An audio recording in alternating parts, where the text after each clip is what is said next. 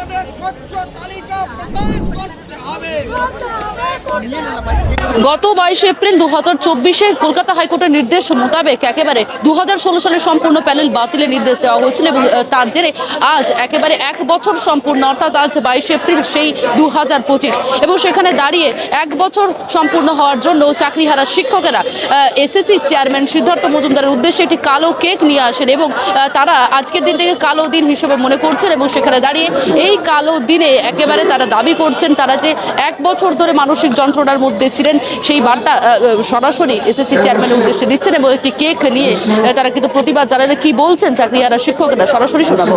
Offer করেছিলাম কিন্তু chair কেকটা প্রত্যাখ্যান করলেন, উনি নিলেন না। আমাদের আদরের ভালোবাসার সম্মানের, আমরা খুব সম্মানের অনেক দূর থেকে প্রায় 1 ঘন্টা ধরে খুঁজে এনেছিলাম যে আজকে ওনাকে, কালকে ওনার অনেক কষ্ট গেছে, আমাদের অনেক কষ্ট হয়েছে, আজকে একটা ভালোবাসার প্রতীক আমরা ওনাকে দিই। উনি সেটাকে প্রত্যাখ্যান করলেন এবং এটা আমরাকে ভালো মানে হাসি মুখে মেনে নিচ্ছি। আমাদের কোনো রাগ বা দুঃখ ওনার উপর নেই। এই কেকটা উনিও যদি না নেন আমরাও নেব না, কেকটা এইভাবেই পড়ে থাকবে কোথাও একটা আমাদের ওখানে। এটা প্রতিবাদ, অবশ্যই প্রতিবাদ। গত বছর 22 এপ্রিল ঠিক আজকের দিনে ক্যান্সেল হয়েছিল, সেই 22 এপ্রিল থেকে আজ 22 এপ্রিল এই 1 বছর প্রত্যেকটা রাত এবং প্রত্যেকটা দিন আমরা দুর্বিষহ অবস্থায় কাটিয়েছি। আমাদের মানসিক যন্ত্রণা মানে অনুভব করার মতো পরিস্থিতি কাউরির নেই। এই যে কেকের রংটা আপনারা দেখছেন, কেকের রং কালো, অর্থাৎ এই যে কালো কেকের রং, এই কালো কেকের রঙের মতো আমাদের জীবনটা কালোতে ভরে গেছে।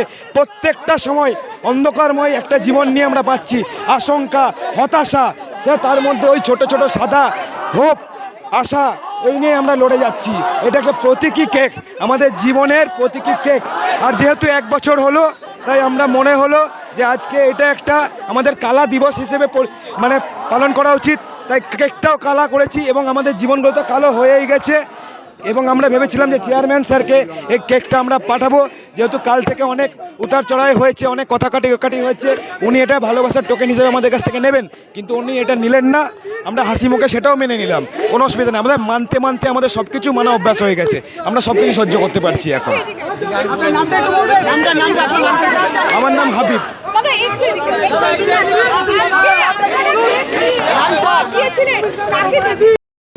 বাংলা হান্টের আরও খবর দেখতে নজর রাখুন। বাংলা খবর মানেই বাংলা হান্ট।